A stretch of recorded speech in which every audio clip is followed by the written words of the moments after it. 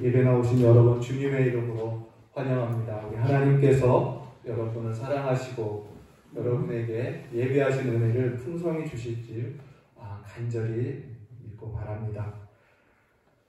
여러분 좀 가끔 뉴스를 보면은 또 이러한 시사 내용을 보면 자주 등장하는 것이 있는데 그게 뭐냐면 인성 논란 이야기입니다. 유명한 정경계에 있는 사람들이 이 인성 논란에 빠져서 그동안 그 사람이 일생 이루어놓았던 명예와 그 사람의 삶의 어떤 보장들이 그냥 와르르 실추되고 무너지는 그런 모습들을 많이 보죠. 꼭 정치 경제의 분야만 있겠습니까? 연예인들도 그 유명한 연예인들도 하루아침에 그 인기가 떨어지고 체육인들도 마찬가지고 아마 사회 전반에 있는 모든 사람들이 하루에 인성의 논란에 한번 빠지면 모든 것을 잃어버리는 그런 시대가 된 것 같아요. 그래서 이런 책도 있더라고요. 보니까 나온 지는 좀 됐지만 인성이 실력이다 이런 책도 있고 또 인성이 경쟁력이다 이런 책들이 나와요. 사실 인성이 중요한 것은 중요하게 이야기된 것이 작금의 일이겠습니까? 아마 인류 역사 내내 동서고금을 막론하고 항상 중요시됐던 게 아마 인성이었을 거예요. 그런데 요즘 유독 그 인성 하는 이유가 뭔가 생각해 보면 아마도 어느 때 못지않게 이 시대가 지금 인성이 가장 추락한 그런 때가 아닌가. 그래서 이 인성을 더 많이 들춰내는 그런 사회가 아닌가라는 생각을 해보게 돼요. 또 아까 인성이 경쟁력이다 이런 책의 내용을 보면 기독교 교육학자가 썼기도 했지만 책을 보면 이제 앞으로의 시대가 어떤 시대라? AI 시대라는 거예요. 이제 인간이 주도하는 사회가 아니라 기계가 또 인공지능이 주도하는 사회가 된다는 거예요. 이런 사회에 인간이 가질 수 있는 능력은 뭐냐? 실력은 뭐냐? 경쟁력은 뭐냐? 바로 인성이다. 이렇게 접근하는 내용인 거죠. 그래서 여기저기서 인성의 중요성을 이야기하고 인성 교육을 최고로 뽑는 경우가 요즘입니다. 어떤 서울에 있는 유명 대학은 이제 학생들 전형에 있어서 인성으로 한 몇십 명을 또는 몇백 명을 뽑겠다라고 아예 입학 전형을 내놓은 그런 학교도 있습니다. 그만큼 요즘 인성을 강조해요. 여러분 교회에서도 인성을 많이 이야기하고 가르치지만 오늘 저와 여러분이 함께 보는 말씀 뿐만 아니라 성경 전체가 우리 그리스도인들에게 가르쳐주는 교훈의 목적은 인성이 아니라는 거예요. 인성교육을 목적으로 성경은 기록되어 있지 않습니다. 인성은 하나님의 궁극적인 성경 기록의 목적을 따라가면 열매로 주어지는 것이 인성이에요. 좋은 인성입니다. 결코 좋은 인성을 목적으로 성경이 기록되고 성경의 말씀들이 그것을 의도해서 그것을 목적으로 가르치지는 않는다라는 거예요. 그래서 오늘 이 두 절의 말씀을 통해서 오늘 설교를 들을 때 여러분 인성교육 개념으로 듣지 않기를 바랍니다. 하나님의 말씀으로 듣는 겁니다. 자, 우리 지난주부터 옛사람을 벗고 새사람을 입으라. 곧 성령으로 거듭난 새사람 된 신자들의 새로운 삶의 실제적인 면을 우리가 지난주부터 보고 있었어요. 지난주에 제일 먼저 언급됐던 것이 무엇이었습니까? 성령으로 거듭난 신자의 삶에 제일 먼저 언급된 덕목 바로 거짓을 버리고이죠. 거짓을 버리고 그리고 거짓말을 버리고 이웃과 더불어 참된 것을 말하라. 이것을 제일 첫 번째로 사도 바울은 가르쳤습니다. 그리고 거듭난 새 신자에게 또한 합당하지 않은 것이 분이죠. 분. 이 분을 그쳐라. 이 분을 계속 품어서 너희 마음에 살인적인 미움과 복수심과 안갚음에 빠지지 말라. 그것을 사로잡히지 말라. 이렇게 이야기를 하죠. 마귀가 틈타기 때문이다. 그리고 자기 자신만 생각하는 이기적인 사고방식에서 벗어나서 손수수고함으로 자신의 필요를 채우고 뿐만 아니라 타인까지 배려하고 책임지는 그러한 모습을 가져라. 이것이 새로운 신자의 모습이다 라는 것을 우리가 지난주에 배웠습니다. 오늘 그 첫 번째 권면에 이어서 오늘 말에 대한 곧 우리의 언어 생활에 대한 것을 또 권면하고 있어요.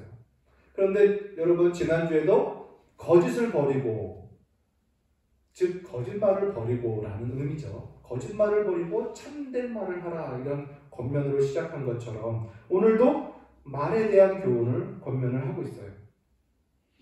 그리고 다음에 또 자세히 보겠지만 5장 4절에 보면 또 이렇게 말씀해요. 누추함과 어리석은 말이나 희롱의 말이 합당하지 아니하니 오히려 감사하는 말을 하라. 또 이렇게 기록이 되어 있어요. 그러니까 이 말에 대한 교훈들은 아마도 옛사람을 먹고 새사람을 입은 이 신자들의 삶에 있어서 아주 중요한 삶의 내용을 차지하고 있다는 거예요. 이 언어 생활은 우리 신자들에게 있어서 중요한 일임을 가르쳐주고 있습니다. 여러분 말 참 중요합니다. 이 말이라는 건요 인간만이 가진 기능입니다. 인간만이 가진 기능으로서 하나님께서 주신 은사예요. 하나님께서 사람을 창조하실 때 자기 형상대로 창조하셨다고 말씀하셨잖아요. 하나님의 형상 중에 하나가 뭐냐면 바로 이 말하는 기능입니다. 이 말로 설득도 하고 주장도 하고 자기의 생각을 표현도 하고 하면서 서로 소통하는 이 기능을 갖게 하신 거죠. 하나님이 지으신 피조물 가운데 말을 할 수 있는 능력, 기능을 가진 자는 유일하게 인간뿐입니다. 다른 피조물인 짐승들도 날아가는 새들도 다 소리를 내요. 짹짹, 멍멍, 우매 소리를 냅니다. 그러나 이것은 소리예요. 신호지 말이 아닙니다. 우리 인간이 가지고 있는 이 말은요, 단순한 신호가 아니라 소리가 아니라 우리의 생각이 들어있고 우리의 감정이 들어있고 우리의 인격이 들어있어요. 그래서 말은요, 우리의 생각을 나누고 우리의 감정을 나누고 우리의 인격을 나누는 것이 우리의 말이에요. 그래서 말에는 힘이 있는 거예요. 왜냐? 말로 사람의 생각을 수정시킬 수 있고 생각을 바꿔버릴 수 있기 때문에 그래요. 또 말로 사람의 감정을 상하게 하기도 하고 또 치유하기도 하고 할 수 있어요. 말로. 또 그 사람의 인격을 말로 완전히 일그러뜨릴 수도 있고 완전히 회복시킬 수도 있고 그래서 말에는 힘이 있습니다. 이 은사를 하나님께서 주셨어요. 그래서 중요한 것은 우리 사람이 이 말을 어떻게 사용하느냐가 매우 중요해요. 그래서 야고보 사도는 이 말에 대해서 교훈하며 이렇게 말씀해요. 먼저 이렇게 말합니다. 우리는 다 실수가 많다. 즉 우리는 실수를 많이 하면서 산다는 거예요. 사람. 그러나 말에 실수가 없으면 그 사람은 완전한 사람이요 라고 가르쳐요. 그러니까 많은 실수를 하면서 사는 사람이 말에 실수가 없으면 완전한 사람이 된다라는 거예요. 퍼펙트한 사람이 된다라는 거예요. 왜냐? 그 말이 그 사람의 온몸을 굴레 씌우는 힘을 가지고 있기 때문이다라고 가르쳐요. 그래서 이 입에 있는 이 말을 제어할 줄 알면 온몸을 제어할 줄 아는 힘을 가진 사람이라는 거예요.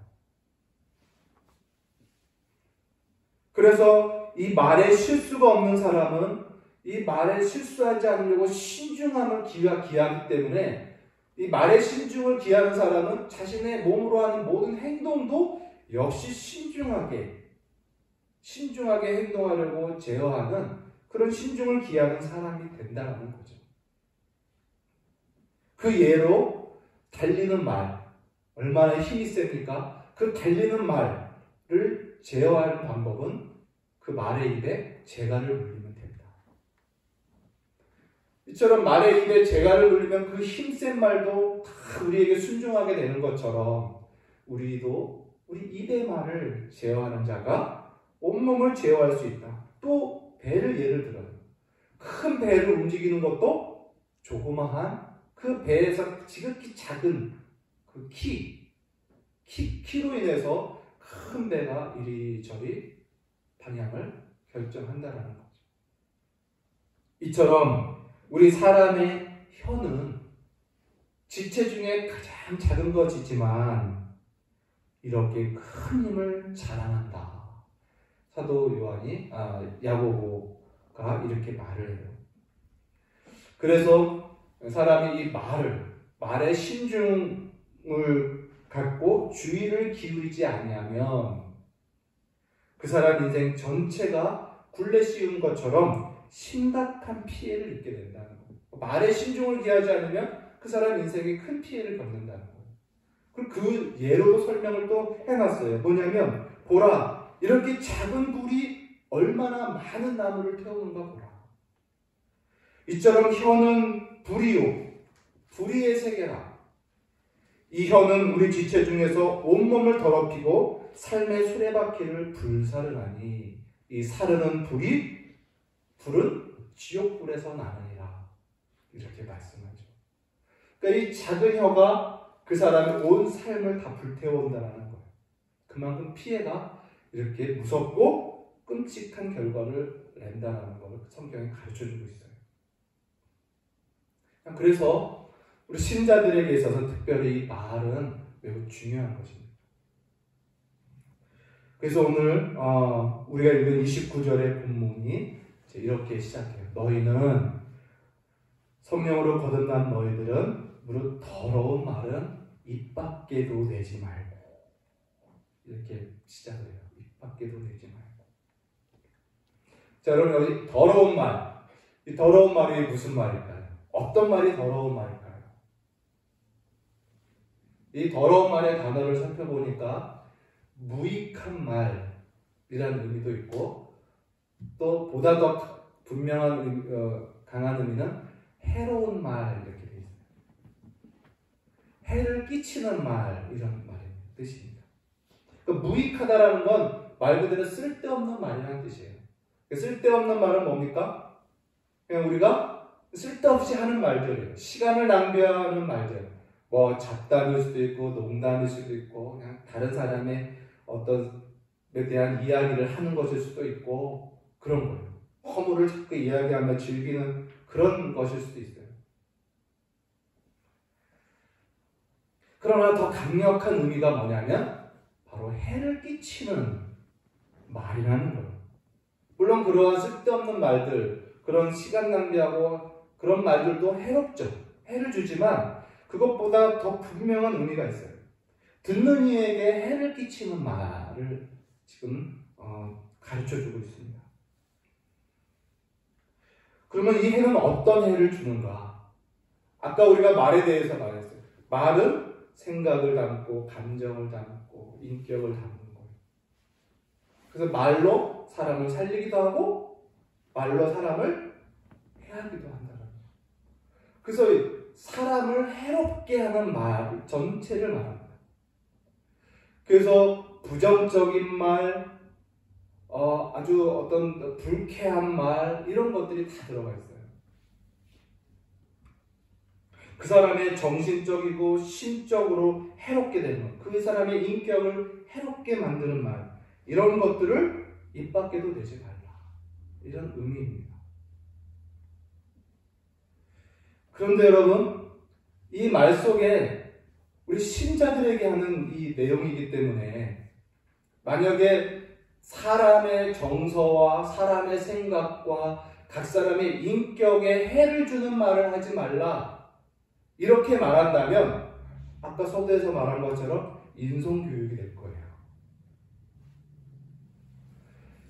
사도 바울이 언급한 이 해로운 말의 의미는요, 사람의 인격과 정서와 생각을 넘어서 그 사람의 영적인 그 영혼을 함께 이야기하고 있어요. 다시 말하면 여기서 말하는 해로움은 무엇에 해로움을 주는 거냐면 그 사람의 영성에 해로움을 주는 말을 말하는 거예요. 단순한 감정과 생각에 손상 주는 것이 아니라 그 사람의 영성, 그 사람의 경건성, 그 사람의 신앙, 그 사람이 유지하고 있는 신령함, 그의 거룩함, 이것을 해롭게 손상시키지 않는 것을 말해요. 여러분 히브리서에 보면은 여러분도 잘 아는 말씀 중에 하나입니다. 너희 중에 쓴뿌리가 나서 많은 사람을 더럽게 하고 괴롭게 하는 자가 없도록 살피라. 이런 의미의 말씀 여러분 기억하실 겁니다. 쓴뿌리가 나서 많은 사람을 더럽게 하고 이렇게 표현했어요. 거기서 말하는 더럽게 한다는 단어가 무슨 의미냐면 무엇을 더럽게 하냐면 신성을 더럽게 한다는 의미예요. 신성. 그 신령함을 훼손시키는 그것을 말해요. 그러니까 쓴뿌리가 나서 각 사람 안에 있는 신령함을 더럽히는 것, 모독시키는 것, 이것을 주의하라 이런 의미죠. 그래서 오늘 여기서 말한 더러운 말도 마찬가지입니다. 사람들에게 신자들에게 있는 그 신자의 영성, 그의 신앙, 그의 신령함, 그가 소유하고 있는 신성, 이것을 더럽히지 마라. 더럽히는 말을 입 밖으로도 꺼내지 말라. 이렇게 말씀해요. 그러니까 불경건의 말, 불신의 말, 부정적인 말, 이런 것들이 다 들어가 있어요. 하나님의 이름을 실추시키는 말들, 하나님의 역사를 비방하는 말들, 이런 거예요. 그래서 하나님의 이름, 하나님의 성품, 하나님의 그 주권, 하나님의 일하심, 하나님의 능력, 그의 살아계심, 이런 것들을 손상시키는 말들. 또 여러분, 교회는 어떤 것입니까? 하나님의 집입니다.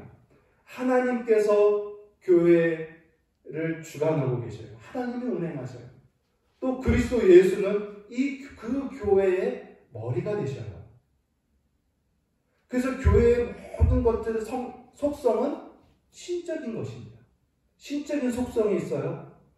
그래서 교회에서 이루어지는 모든 것들, 그의 진리, 그의 모든 사역들, 그 거룩한 사역들에 대해서 우리가 그것을 손상시키는 말을 입 밖으로도 꺼내지 말라. 이런 의미가 들어있어요. 뿐만 아니라 성도의 교제도 한번 생각해봐요. 성도의 교제. 성도들의 교제는요, 단순한 인간과 인간의 교제가 아니잖아요. 성도의 교제 안에 항상 하나님이 함께 계셔요. 두세 사람이 모인 곳에 나도 너희와 함께하고. 그래서 성도들의 교제는요, 성령이 함께 계셔요. 그 하나님을 모독하고 하나님의 그 함께 계신 신성을 훼손시키는 그러한 말들을 하지 말라라는 거죠. 그것들을 입 밖에도 꺼내지 말라. 여러분, 입 밖에도 꺼내지 말라, 내지 말라. 얼마나 단호한 명령입니까? 입 밖으로도 그래 한마디도 하지 말라라는 거예요. 그만큼 신중을 기하라는 거죠. 여러분 아까도 말씀드렸지만 옛사람에 속한 사람들은 어때요? 이런 부정적이고 불평적인 말, 의심의 말들이요 너무나 술술 잘 나와요. 너무나 잘 나와요. 애쓰지 않아도 자동적으로 나오는 게 그런 말들이에요. 우리들은. 그래서 이렇게 술술 입 밖으로 나오는 말들이 안 나오도록 하려면 우리가 어떻게 해요? 입을 팍 깨물어요. 입술에 힘을 주고 한마디도 입 밖에 나오지 않도록 제어하는 것. 이것을 명령하고 있어요, 지금. 매우 신중한 언어 생활을 지금 말하고 있는 거죠. 그러면서 덧붙여서 계속 말씀합니다. 우리가 늘 보는 대로 옛사람을 벗어버리는 것만으로 끝나지 않아요. 옛습관을 벗어버렸으면 새 사람을 입어야 되는 거예요. 그래서 너희는 더러운 말은 입 밖에 꺼내지 말고 거기다가 뭐라고 말합니까? 오직 덕을 세우는데 소용되는 선한 말을 하라. 그래서 듣는 이로 은혜를 끼치게 하라. 이렇게 분명히 또한 말씀하고 있습니다. 덕을 세우는데 소용되는 선한 말. 무슨 의미입니까? 덕을 세운다. 네, 듣는 이를 세워주는 거예요. 듣는 이를 세워준다는 뜻입니다. 그래서 듣는 이가 다시 살아나고 듣는 이가 회복되도록 세워주는 선한 말을 하라라는 거죠. 즉 그의 신령한 영혼을 다시 세워주라는 거예요. 어려운 환경과 고난, 역경, 또 심지어는 상처, 마음의 상함 그런 상태에 있는 성도들과 함께 이야기를 할 때에 그들의 그 상함에 대해서 같이 낙심하고 같이 부정적으로 말하고 같이 불평을 말하고 공감한다라는 차원에서 그렇게 의심하는 말들을 하면서 그거로만 끝나면 안 된다는 거예요. 계속 그 상대방을 곤욕스러운 상황으로 그대로 남겨둬서는 안 된다는 거예요. 그를 다시 그가 유익하게 되도록 세워주는 선한 말을 해라. 그 듣는 이로서 은혜를 끼치게 하라. 이게 무슨 말입니까? 은혜로 회복되게 하라는 거예요. 그래서 여기서 알 수 있는 말은 이 선한 말이란 바로 하나님의 말씀인 거예요. 영혼을 다시 회복시켜주고 그를 다시 일으켜줄 수 있는 덕을 세워주는 은혜를 끼치는 말은 뭡니까? 하나님의 진리의 말씀밖에 없어요. 그래서 대화 중에 이 말은 우리가 신중을 기하여서 상대방을 세워주는 말을 어떻게 할까라고 생각하며 대화를 해나가라는 것을 말해요. 여기서 표현도 덕을 세우는데 소용되는 대로라는 표현이 있어요. 소용되는 대로. 무슨 말입니까? 생각하라는 거예요. 지금 이 상황, 상대방의 그 영성과 그 사람의 영혼에 대해서 적절하게 알맞는 말이 무엇인지, 진리의 말이 무엇인지, 소용되는 말이 무엇인지를 곰곰이 생각하면서 대화하고 그것을 찾아 말하라. 지혜롭게 말하라. 이런 뜻입니다. 결국 하나님의 말씀으로 대화를 하는 거죠. 그래서 오늘 말씀은요, 그냥 개인과 개인과의 이 언어 생활, 개인과 개인 간의 이 말하는 주고받는 것을 이야기한다기보다는 거기에 관한 교훈이라기보다는 이 말씀은 철저히 성도들 간의 교제 속에서 이루어지는 명령인 거예요. 성도들 간의 대화 어떻게 할 것인가? 성도들 간의 교제 어떻게 할 것인가를 말하죠. 여러분 다시 말씀드립니다. 말은 그 사람의 인격이에요. 그래서 말은 힘이 있어요. 그래서 인격에 영향을 줍니다. 살리거나 또는 상하게 하거나. 그래서 더러운 말은 그 사람의 인격뿐만 아니라 그 사람의 영성까지 해롭게 만드는 수 있어요. 그리고 그 사람의 신앙과 삶의 수레바퀴를 불태울 수 있어요. 그래서 신자에게 있어서 이 더러운 말을 하는 것, 이 불경건하고 불신하고 이러한 말들이 얼마나 맞지 않는지를 우리는 생각해야 돼요. 마치 지난주에 거짓이 거룩한 영으로 거듭난 신자에게 맞지 않은 것처럼, 어둠이 빛의 자녀에게 맞지 않은 것처럼 이 더러운 말이 신령한 사람들에게 맞지 않는 것을 이야기합니다. 그래서 여러분, 성도들 안에 또는 교회에서의 이 더러운 말은요, 30절 말씀대로 하나님의 성령을 근심케 하는 일이에요. 하나님의 성령. 사람들과의 각 사람의 대화 오고하면서 끝나는 것이 아니라 그 모임 중에 있는 성령을 근심케 하는 거예요. 나와 함께하고 계시는 성령님, 내 안에도 계시고 나와도 함께 계시고 내 앞에도 계시는 성령님을 근심케 하며 또 교제 가운데 함께 하시는 성령님을 근심케 하는 일이 된다라는 거예요. 교회 안에 운행하시는 성령님을 근심케 한다라는 것입니다. 여러분, 그래서 여기서 아까 말씀드린 대로 세상이 말하는 인성교육과 성경이 말하는 교훈은 다르다는 게 여기서 나와요. 다른 말로 표현해 본다면 세상의 윤리관, 세상의 윤리관과 기독교 윤리관의 차이가 여기서 나와요. 세상의 윤리관, 도덕, 어떤 겁니까? 사람과 사람 간의 예의입니다. 사람과 사람 간의 예의, 가장 지혜롭고 가장 선한 예의를 뽑아낸 것이 세상의 윤리의 수준입니다. 근데 성경은 사람과 사람과의 관계를 넘어 하나님과의 관계, 곧 사람과 사람, 나와 상대방과 함께하고 계시는 성령님과의 관계까지 포함한 윤리를 성경은 가르쳐주고 있어요. 이것이 중요한 사실, 차이입니다. 그래서 세상은 인성을 목적으로 인성이 목적이에요. 세상의 윤리 교육은 인성이 목적입니다. 근데 성경은 인성이 목적이 아니에요. 인성 개발이 목적 아닙니다. 하나님과의 관계, 다시 말하면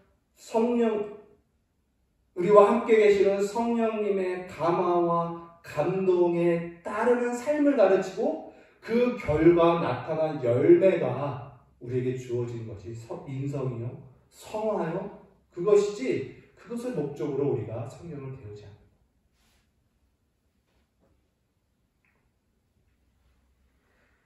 오늘 사도 바울이 이 말에 대한 언어 생활 가지고 단순하게 성령을 근심케 한다라고 그렇게 과하게 표현한 것이 아니라 실제로 성도들 간의 대화 가운데 이 더러운 말은 각 사람을 뿐만 아니라 성령까지 근심케 하는, 다시 말하면 성령을 모독하는, 하나님께 죄를 범하는 그러한 일이라는 것을 성경이 가르쳐주고 있어요.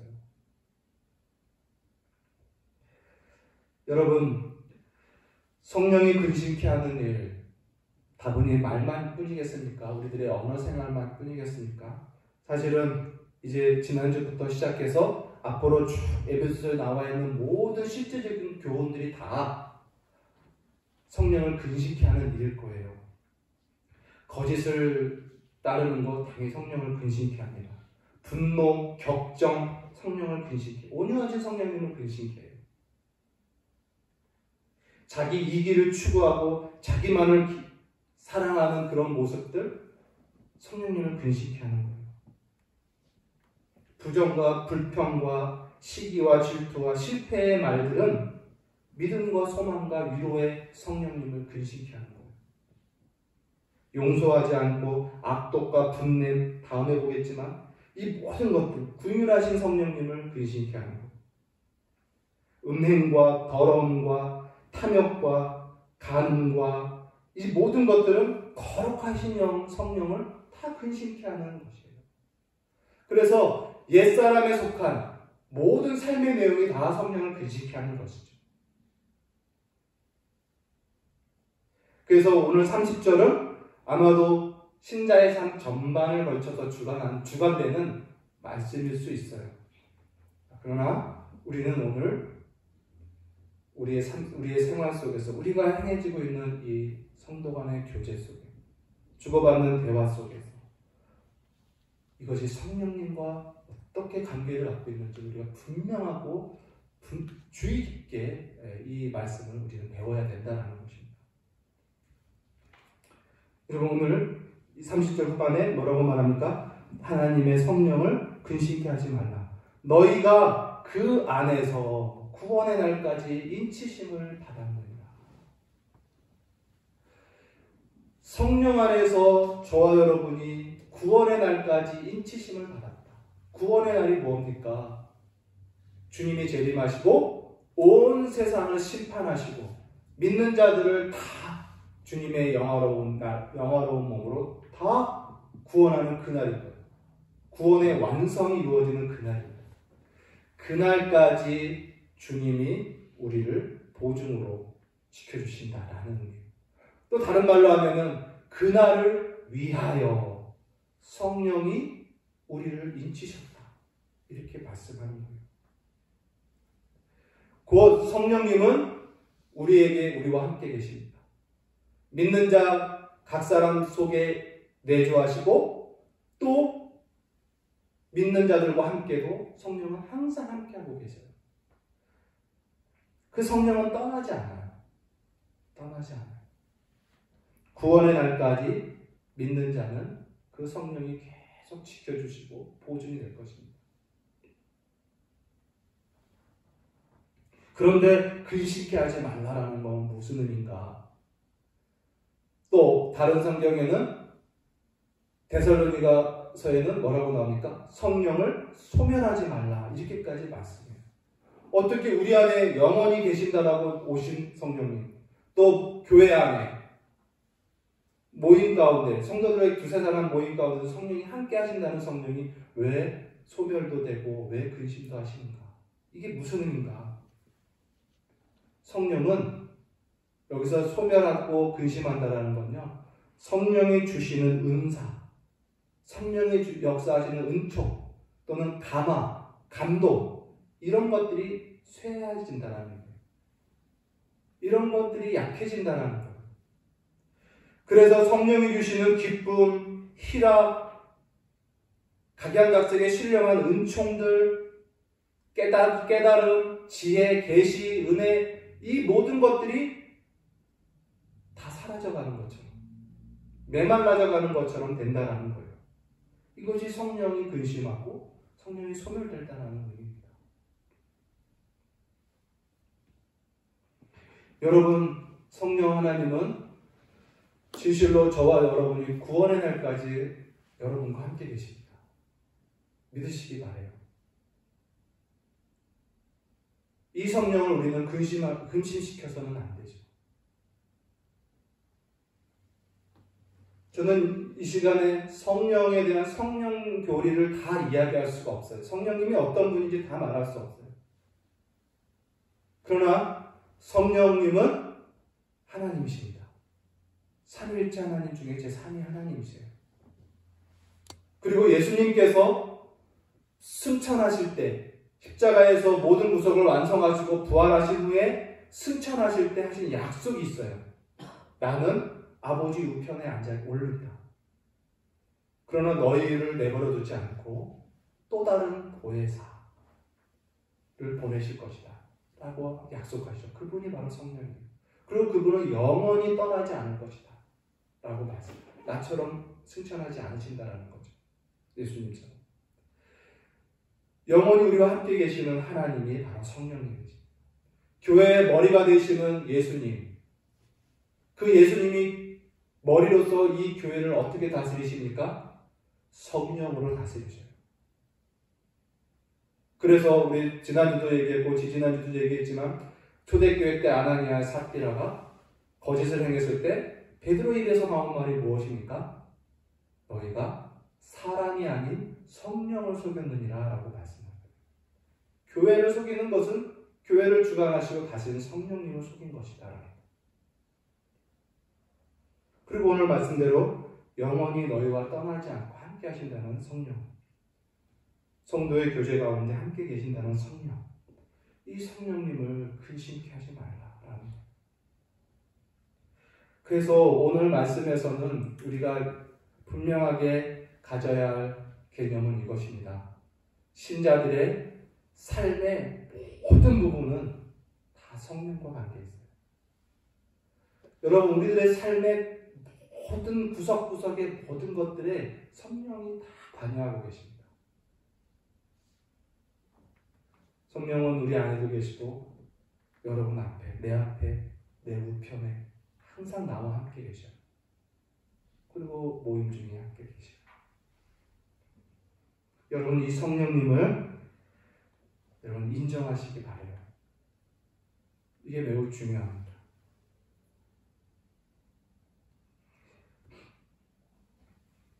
성령을 그냥 어떤 감화력이나 기운이나 어떤 능력, 힘, 바람 이런 것으로 생각하지 말고 성령은 하나님이시고 인격인 우리 인간을 창조하신 분으로서 인격이신 하나님이시고, 그래서 그분도 근심할 수 있으신 분임을 여러분 우리가 기억하고 항상 그분을 인정하십시오. 우리의 삶의 전반에 모든 것에 성령이 함께 계신 것을 여러분 반드시 믿으시기를 바라고 그분을 인식하십시오. 이제 그분의 감동과 그분의 감화와 그분이 지도하시는 것들을 주의 깊게 인식하는 그런 모습을 여러분 배우시기를 바라요. 그래서 그러기 위해서는 하나님의 진리의 말씀을 가까이 하셔야 됩니다. 하나님의 성령은 진리의 영이시기 때문에 감화와 감동이 진리와 함께 역사하셔요. 그래서 진리의 말씀을 가까이 하는 사람이 하나님의 인도하심과 지도하심을 잘 깨달을 수가 있습니다. 그리고 여러분 늘 수시로 성령님의 성품을 기억하세요. 그분 온유하시고 겸손하시고 긍휼이 많으시고 사랑이 많으시고 친절하시고 자비로우신 이런 분이십니다. 우리와 함께 울고 우리와 함께 웃으실 수 있는 그런 분이십니다. 그러면서 또한 높으신 하나님이시로서 우리의 모든 것을 하나님의 영광을 위하여 능동적으로 주관하시는 또 크신 하나님이시기도 합니다. 여러분, 오늘 말씀을 우리가 기억하면서 우리의 삶의 전반을 다시 한번 성령 하나님과 관여 있다는 걸 다시 한번 붙잡고, 특별히 우리의 말, 우리의 언어 생활과 성령과의 이러한 관계를 다시 한번 생각하는 그런 은혜가 있기를 바랍니다. 진실로 오늘 말씀은 저와 여러분의 단순한 좋은 말, 덕스러운 말, 인성에 관련된 그런 말이 아니라 성령 하나님과 어떤 관계를 맺는가를 우리에게 가르쳐주는 그러한 말씀을 다시 한번 기억하고, 여러분 우리가 눈을 감든 눈을 뜨든 늘 우리와 함께 계시고 무엇이든지 동행하시는 성령님과 기억하고 그분과 마음을 헤아리며 그분을 근심케 하지 않는 그런 다짐과 결단이 저와 여러분에게 온전히 있기를 주의 이름으로 간절히 소원합니다. 기도하겠습니다. 하나님 아버지 감사합니다. 오늘 하나님의 말씀을 통해서 우리 신자의 삶에 이제 그 평가가 사람의 수준의 평가를 넘어서 성령님과의 관계로 평가되는 것을 우리가 보았습니다. 오 하나님, 이 높고 참으로 고상하며 존귀한 이 신자의 삶의 내용을 주님 우리가 굳게 붙잡고 진실로 늘 범사의 성령과 동행하며 주님을 인정하며 성령을 의식하며 살아가므로 정말 신중하고 정말 피해를 겪지 않는 그런 우리 신자들 될 수 있도록 은혜 내려 주시옵소서. 예수님의 이름으로 감사하며